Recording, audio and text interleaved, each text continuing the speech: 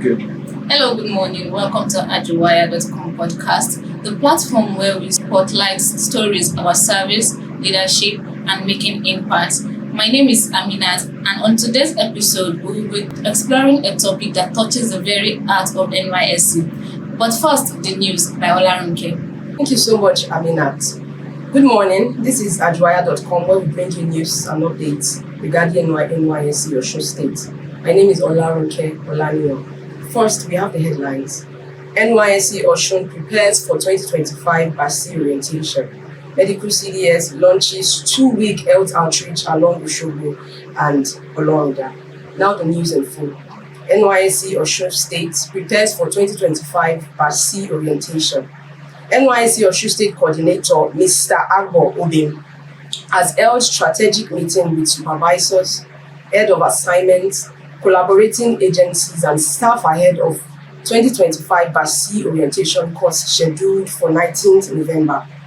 Agbo urged officials to apply lessons from the recent pre-orientation workshop, especially teamwork and curbing extortion, and directed that all resolutions be promptly communicated to subordinates. He reaffirmed scheme's commitment to core members, discipline welfare, and personal development, insisting that food quality in camp will not be compromised. He also cautioned against over-socialization from encouraged officials to maintain firm but fair discipline. The appointed camp director, Alhaja Salawu Kehinde, emphasized emotional intelligence, proper guidance for core members, and strict criteria for appointing camp director. He reminded officials that every assignment is important and urged them to ensure diligent supervision and invite competent facilitators for lectures. Representing collaborating agencies, the camp commandant, Captain King Audu, called for teamwork and discipline, describing both as essential for a successful orientation exercise.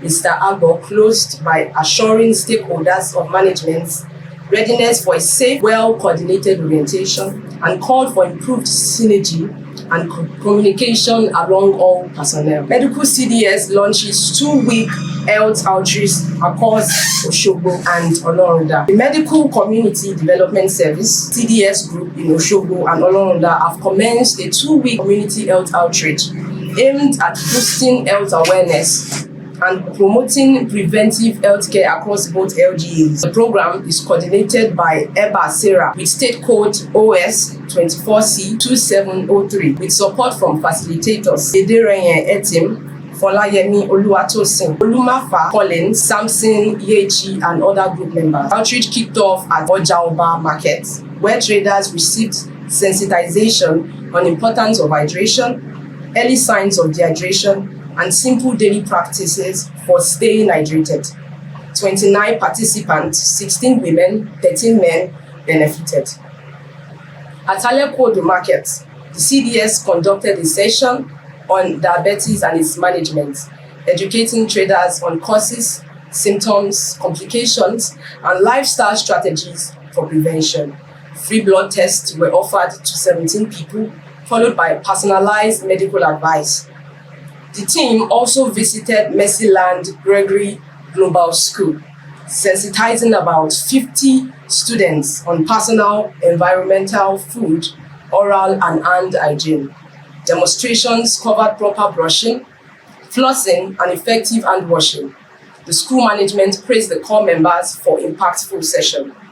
The outreach will continue across more communities, schools, and markets in both LGAs. As the medical CDS intensifies efforts to strengthen health literacy and encourage healthier habits among residents. Once again, the headlines. NYSC Osun prepares 2025 BASI orientation. Medical CDS launches 2-week health outreach along Oshogbo and Oloruda. That is all we have for you today. Olarunke Olaniyan, Adwaya News. Back to Aminat for the podcast session. Welcome back, and thank you, Olarunke. So, like I said, on today's episode, we'll be exploring a topic that touches the very heart of NYSC, and that is creating impact in Khaki. Our guest today is a living example of what it means to go beyond NYSC expectation. This man single-handedly constructed a borehole for a community. Ladies and gentlemen, join me to welcome or Adepoju Enitan. Belumi. Welcome, Enitan. Good morning. Thanks for having me. My name is Adepoju. So, Enitan, let's start from the very first beginning. What first inspired you to take on this project as big as demanding, All right, constructing a borehole? all right. Thank you so much. Foremost, I'm a product of the company. Um, having gone through primary school in Lagos, Jamiat Islamia, went to Shamsuddin, um, grammar school where I have not to pay any school fees. Then proceed to the University of Lagos, where I have to pay 15,000 naira for school fees. And the passion there actually ignited that I have to give back to the community. And then coming here to the community of Abere and realizing that water was a big challenge, I see it needful to solve the problem. And coming to Oshun, I knew quite well that I was coming here to make impact. While I was in camp, I see the CDS director coming in and deputy director Miss Taiwo. And going back to Lagos, I was coming here to solve the problem. Though I never knew the kind of problem I was coming to solve. That will take me to the second project I have for next year. Okay, so Enitan, to my next question. How did you identify the water challenge and how did you commit into solving it? All right. Getting to Abere in the month of July, August, I was having a problem in my house in terms of water being brown, and then the coppers there, all this complaining about water. So I decided to carry out a survey, and I then realized that water was a big challenge in the community. And before you can carry out this project, there are steps. So what I just have to do was foremost to meet with the LGI. Kudos to her, and she told me how to go about it. You write letters to organizations, soliciting for sponsorship, and then bring a letter for commitment back. Then you write a letter to the state coordinator to the LGI, which I did, and big kudos to the state coordinator of Washington State.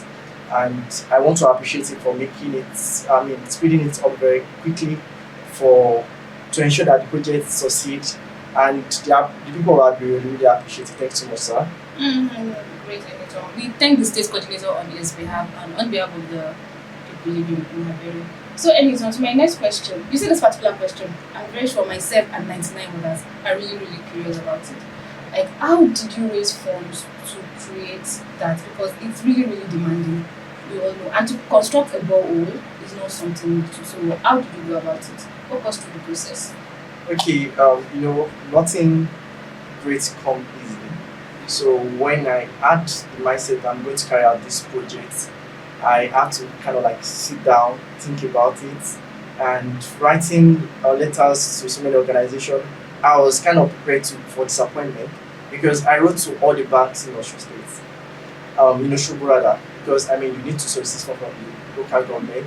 Then I wrote to all the ministry in Abere, and then to Rowesa, to all of them, and they were quite.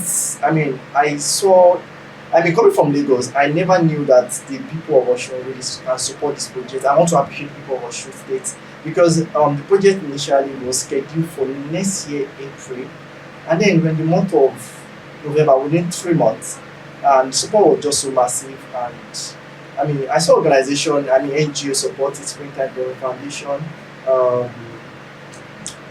Ministry of Work, and commissioners. Two commissioners supported. There were a lot of support. Then, though this was sacrifice from our end, but then majorly supported our organization. Yes, Okay, I will agree on the list you have put from your hand. So, Enitan, how did you manage to execute this project from the start to finish? Okay, executing wasn't that hard. I have the backing of the West, that's the Rural Water and Environmental Sanitation, which is in charge of drilling of boreholes for the Osun. General manager was so supportive. The director was so supportive. So they guide me through in terms of what I need to do and all. They really supported this. Okay, Enitan, that's good. So we all know major projects like this come with a lot of challenges. So walk us through the obstacles that you faced. Financial challenge. Just that. Financial challenge. That's a lot as well. Yeah, financial challenge was actually the major one because this is million people, what millions. When I was coming, I wanted to do. My mind was like do a shallow bowl, But then I was not like doing a shallow ball. It's not necessary for the people. They need standard ball. And then when I look at the standard ball and when I look at the expenses, I was kind of scared initially. And like I rightly said, financial challenges. Then also time was also a problem. Like I have to manage, I have to work in my PPA. I mean, so like I just learned how to manage it, and then also you meet people that want to kind of benefit from it, simple money from you. So I mean, going to the market myself to purchase some of this, or if not to purchase, to make an inquiry. So I don't get expectation because the money is not really there, as a copper. Yeah, so that's true, that's true. Honestly, I actually commend your efforts, and I hope and pray. I commend your efforts, and I hope and pray God bless you. Let's see that. So tell me, this community that you built, that you constructed the ball for, how did they feel I when they mean, heard, and you personally, how did you feel? communities are very happy. On the day of the drilling, we have people like the king of Adepoju coming around. The So king himself. yeah, exactly. I mean the LGI, I mean the deputy director for CDS Misairo. I mean so many people coming around, even the residents. I mean some of the residents supported this in a way to get. So I mean they are very, very happy. And I as a person also I kind of feel fulfilled. Though I still have another project still coming on board. So I mean this gives me kind of happiness to be able to give back to the society in my little way. Okay, about the new project you are having, can you tell us a little about it? Okay, like I said earlier, because project comes with procedure, and because the procedure have not gone really through the right channel, I may not really talk about, but it's going to be for school children, Okay. and then I mean it's going to impact thousands of students next month or next year. Next year. Next year, yeah, next year. Okay, so Enitan, for core members listening right now and who want to make impact on their own but are overwhelmed, what advice or encouragement will you give them? Okay, I would advise club members to exhibit hardworking nature and not cut corners in terms of success. Success must be deliberate. It must be something that you are passionate about, and you must be able to work towards it and not trying to cut corner to success. And as core members, your host community should feel the impact of the education you've garnered over the years through making of impact. So that in many years' time, you can always look back and be happy. So my last words to the Copper is that Coppers, please contribute massively to the development of your host community. The government are trying, but the government alone cannot do it alone. We as core members, we have responsibility, and we must ensure that we contribute our quotas to national development. Okay, Enitan, thank you so much, Enitan, for sharing your inspiring journey with us. We truly appreciate you. And my amazing listeners, thank you very much for staying with us today. And until we catch you next time, I'm your host, Aminat, and this is Adwaya.com.